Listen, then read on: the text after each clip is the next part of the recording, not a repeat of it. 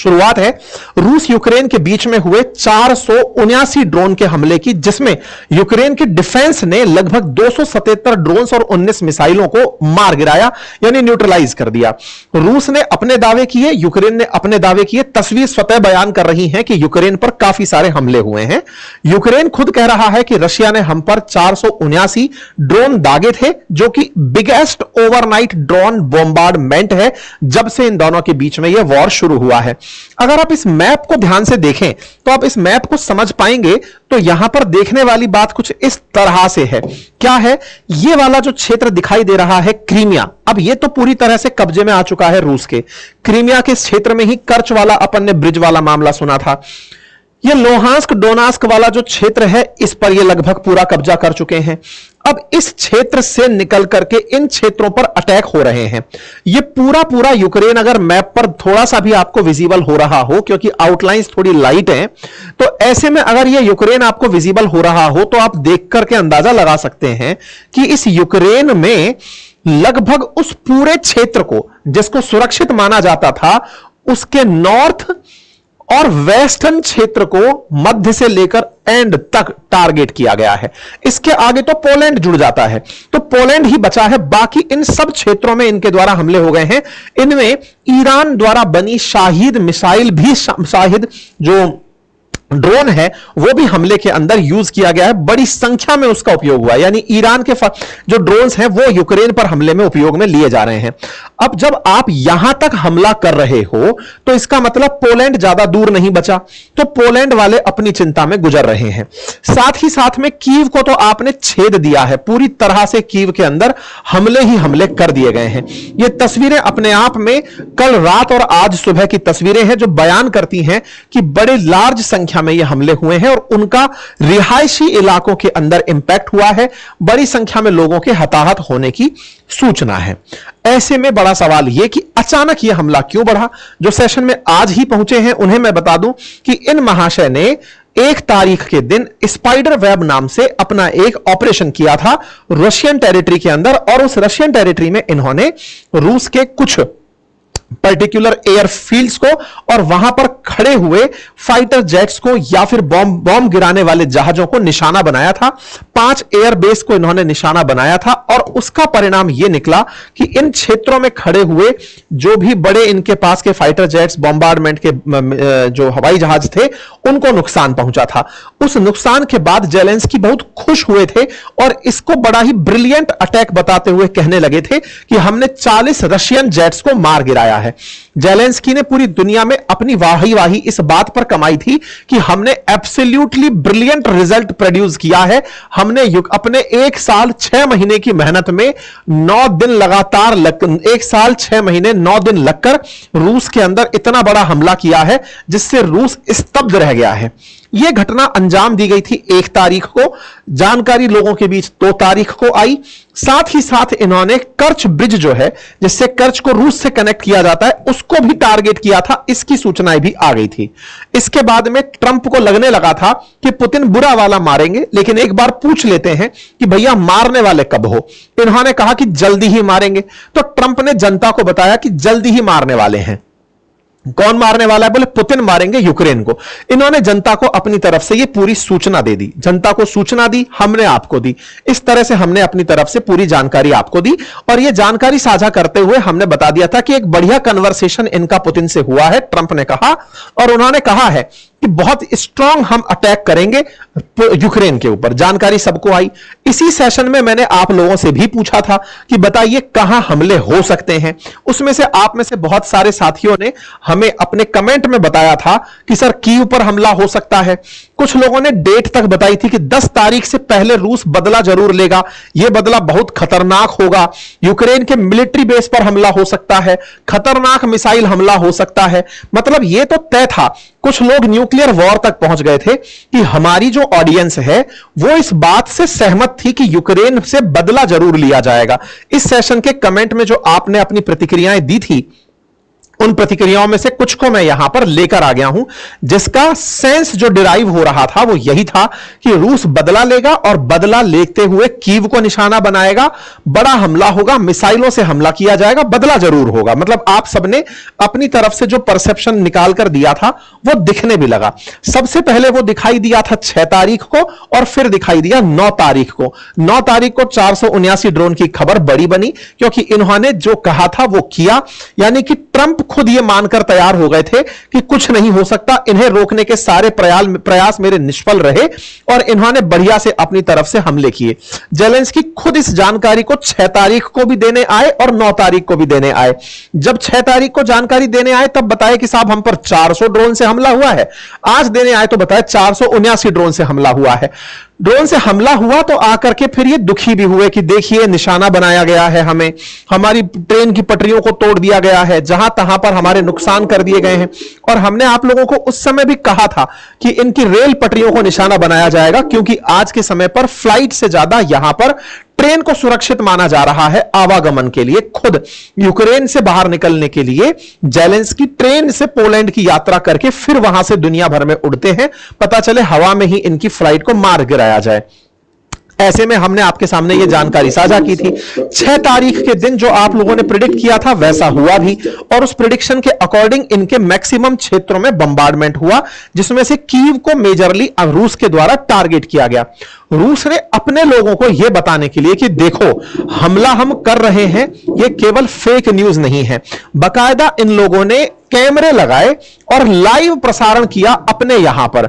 यानी रूस में प्रसारण चल रहा था कि देखो कीव में ब्लास्ट हो रहा है, सूमी में ब्लास्ट हो रहा है, चेर्निहिव में ब्लास्ट हो रहा है, क्योंकि कई जगह के शहरों में लगे हुए जो कैमरे होते हैं उन कैमरों को इन्होंने हाईजैक कर लिया होगा, या फिर वहां पर साइबर तरीके से उनको अपनी तरफ से अपने कंट्रोल में ले लिया होगा साइबर अटैक से, और साइबर अटैक से उन कैमरों का एक्सेस ग्रैब करके रूस में यूट्यूब पर लाइव चलाया जा रहा था, सोशल मीडिया प्लेटफॉर्म्स पर लाइव चलाया जा रहा था कि देखो कहां कहां पर कैसे ब्लास्ट हो रहे हैं। तो लाइव फुटेज दिखाई जा रही थी रशियंस को।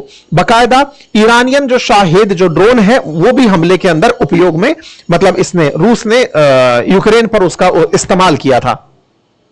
जेलेंस्की ने अपने द्वारा इस बात को लोगों को बताया कि देखो साहब हमें बहुत बुरा मार रहे हैं, बहुत बुरा मार रहे हैं। लोगों को लगा कि चलो 6 तारीख को पिट लिए, अब नहीं मारा जाएगा। उस समय पर यह काफी ज्यादा सुर्खियां बड़ी होने लगी। लेकिन 6 तारीख से अगले ही दिन, मतलब आज की खबर जो आप सुन रहे हैं वो अब 9 तारीख की रात की खबर है। 10 तारीख को हम चर्चा में इसे ले रहे हैं। उस दिन से भी बड़ा हमला इन्होंने कल रात को कर दिया है, और कल रात का यह हमला फिर से एक सुर्खी बन गया है, जिसमें फिर से कीव और ओडिशा जैसे प्रमुख जगहों को टारगेट बनाया गया है। लार्ज स्केल पर ड्रोन अटैक हुए हैं, रूस के द्वारा यह हमले किए गए हैं। वायुसेना रूस की अपनी तरफ से अपने बयान दे रही है, यूक्रेन अपनी तरफ से बयान दे रहा है कि हमने रूस के मिग-31 और सुखोई को मार गिराया है। यह अपनी तरफ से लोगों को इंफॉर्म कर रहे हैं कि हमने साहब बढ़िया एयर डिफेंस किया, और हमारी एयर डिफेंस में रूस को हमने बहुत नुकसान पहुंचाया। चलो ये तो हो गया दोनों का अपना पक्ष। एक और पक्ष था, और वो क्या था? वेस्टर्न मीडिया में एक न्यूज चैनल चलता है DW, जर्मनी का, जैसे ब्रिटेन का BBC है ऐसे DW जर्मनी का है। इसने एक खबर कवर की और इसने लिखा रशिया ने क्लेम किया है कि वो एंट्री कर चुका है। ये जगह जो है ना निप्रोपेट्रोव्स्क करके जगह है, तो ये निप्रोपेट्रोव्स्क करके जो स्थान है इस पर रूस की एंट्री हो चुकी है। Russia has not made a formal territorial claim over Dnipropetrovsk unlike 5 other Ukrainian regions.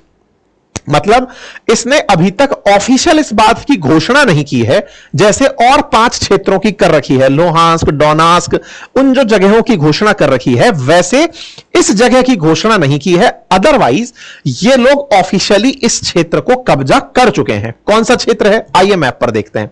देखिए 1 2 3 4 5, इन 5 क्षेत्रों पर तो ऑलरेडी ये कब्जा कर चुका है। कौन कब्जा कर चुका है? रशिया कब्जा कर चुका है। यह खबर तो आपको अब तक पता ही चल गई है। यहां पर क्रीमिया है, इसके बाद लोहांस्क, डोनास्क, डोनबास, ये वाले क्षेत्र हैं। इस वाले क्षेत्र को जो अब आपको येलो दिख रहा है, इस क्षेत्र को रूस ने कब्जे में ले लिया है। इस क्षेत्र का नाम निप्रोपेट्रोव्स्क रीजन है।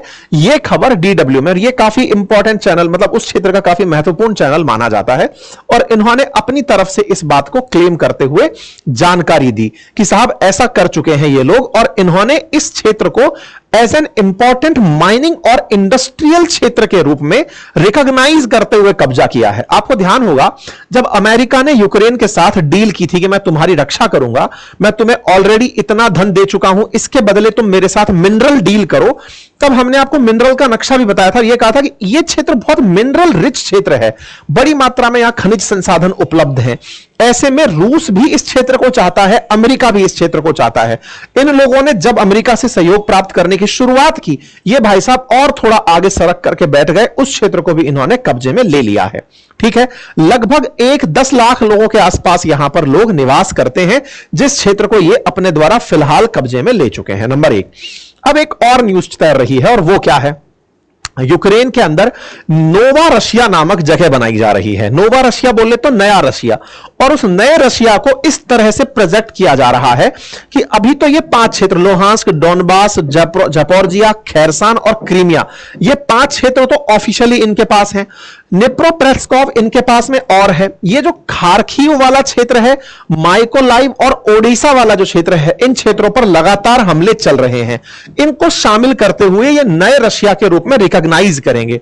एक इस तरह की रिपोर्ट काफी सर्कुलेट हो रही है, जिसमें कहा जा रहा है, 5 जून की 2025 की यह रिपोर्ट है कि वर्ष 2026 के अंत तक यूक्रेन के लगभग आधे हिस्से पर रूस अपना ऑफिशियल क्लेम जाहिर कर देगा, दर्ज करा देगा कि यह पूरा क्षेत्र मेरे पास है। इसमें से ये जो निप्रो रिवर है, इसके पूर्व से और उत्तर का जो क्षेत्र है, यह एक प्रकार से उस नदी से जिसके ऊपर कीव बसा है, उसके एक तरफ का क्षेत्र रूस अपने पास रखेगा और दूसरा यूक्रेन को दे देगा। यानी कि नदी 2 देशों के बीच की जो सीमा है उसे निर्धारित कर देगी, ऐसा कहा जा रहा है।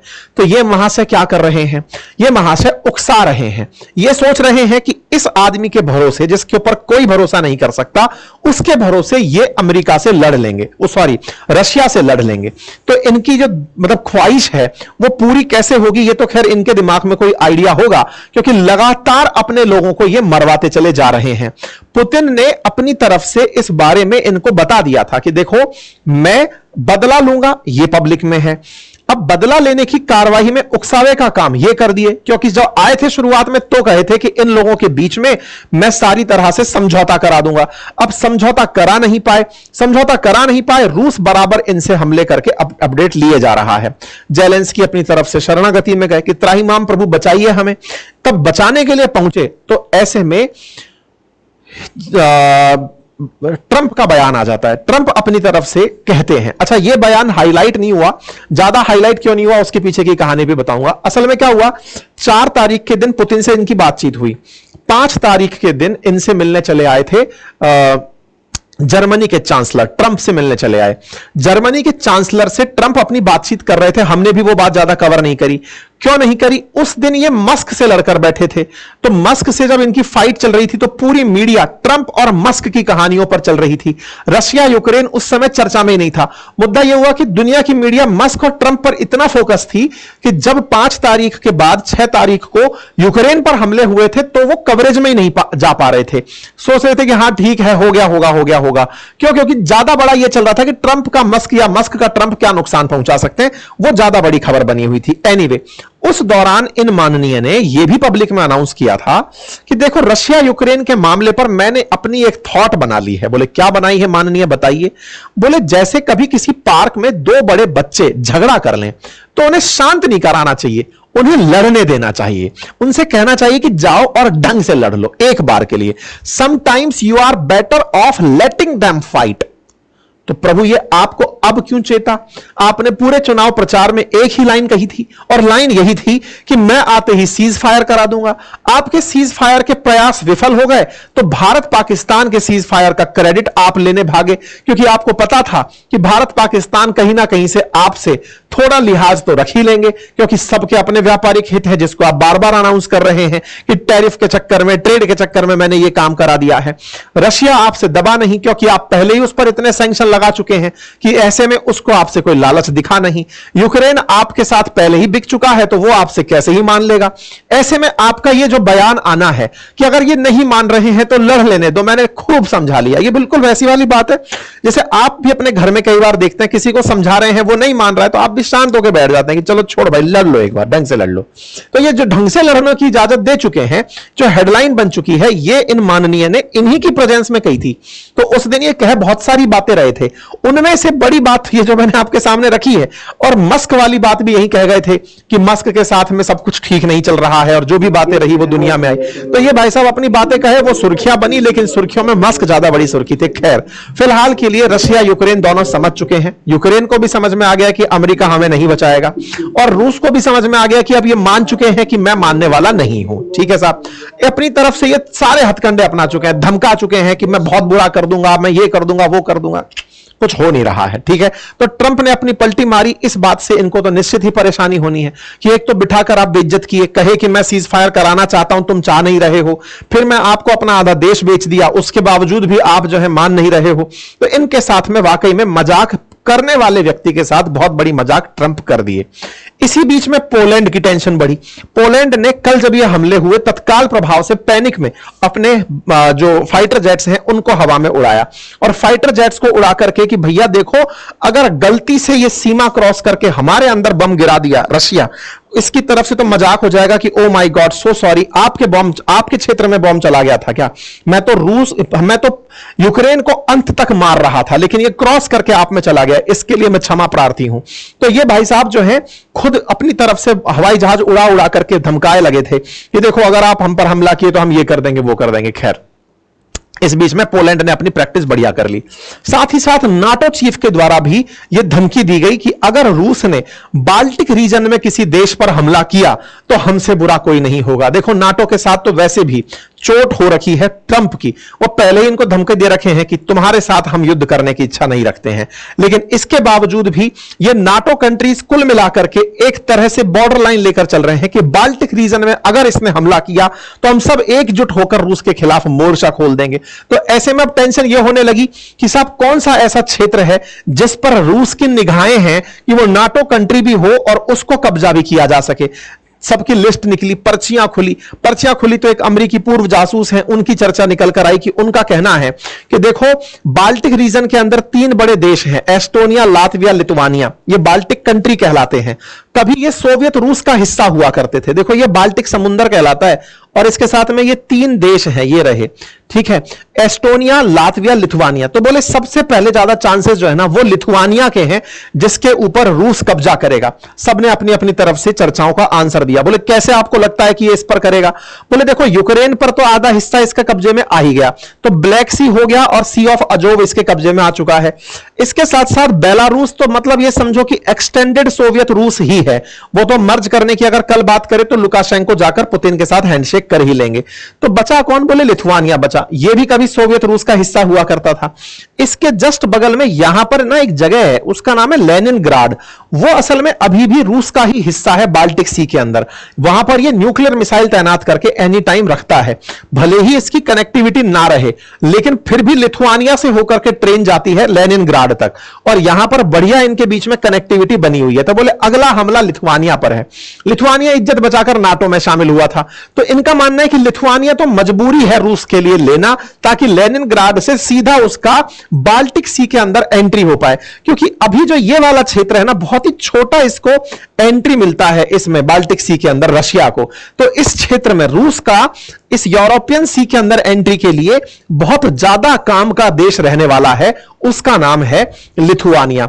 अगर इसे इन क्षेत्रों में आना है, मतलब किस क्षेत्र में? ब्लैक सी वाले क्षेत्र में आना है, तो उसने यूक्रेन पर कब्जा करके जिन क्षेत्रों पर कब्जा किया है उससे ब्लैक सी में बढ़िया एंट्री उसको मिल गई है।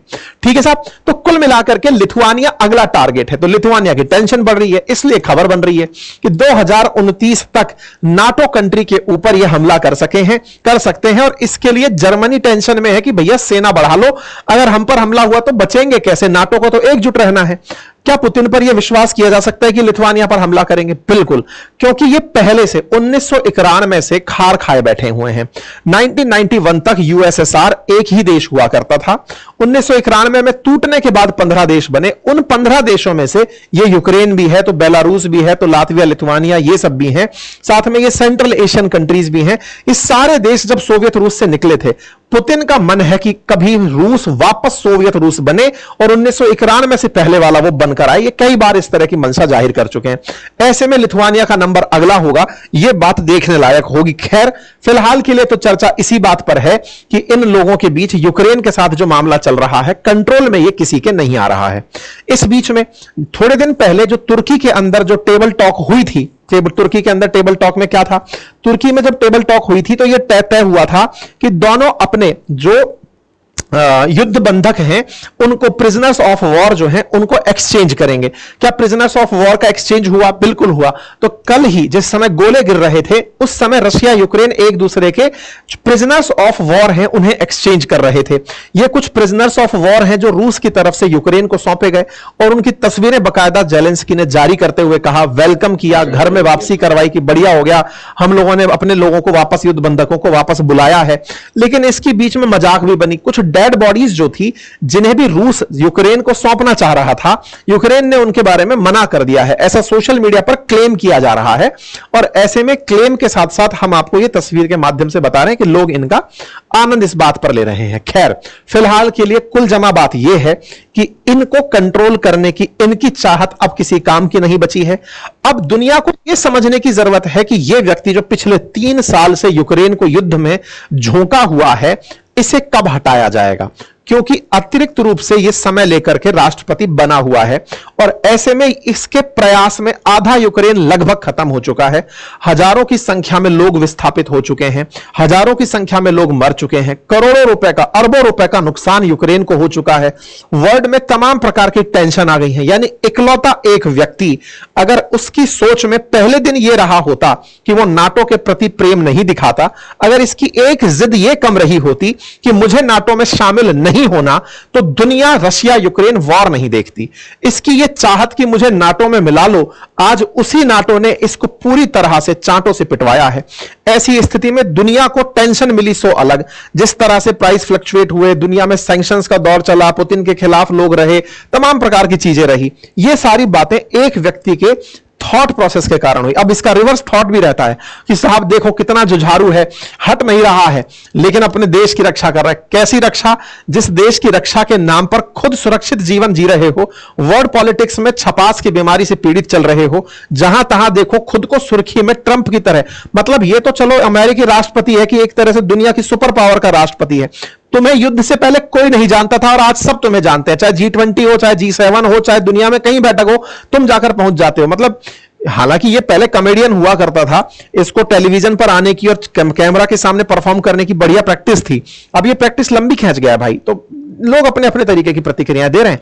बाकी आप इस विषय पर क्या सोचते हैं, अपनी राय जरूर कमेंट बॉक्स के अंदर रखिएगा। फिलहाल के लिए इतना ही। चैनल पर नए हैं तो सब्सक्राइब कर लें, अपनी राय कमेंट बॉक्स में छोड़ें। और हां, अगर आप मेरे साथ जुड़कर पढ़ना चाहते हैं तो अपनी पाठशाला ऐप विजिट करें, वहां पर आपके लिए काफी सारे प्यारे कोर्सेज और हैंड रिटन नोट्स उपलब्ध हैं। Thank you so much.